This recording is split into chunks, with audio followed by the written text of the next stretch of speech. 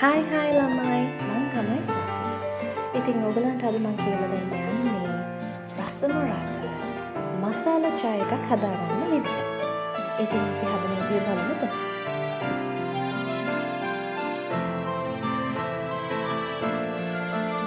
මම මේ කියලා දීලා තියෙන විදිහට ඉන්ග්‍රීඩියන්ට්ස් ටික දාලා හොඳට කොටා ගන්නවා.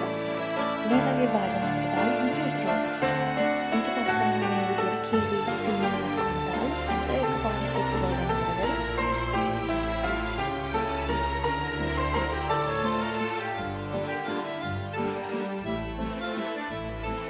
ඊට පස්සේ ඉතින් බොන්නයි තියෙන්නේ.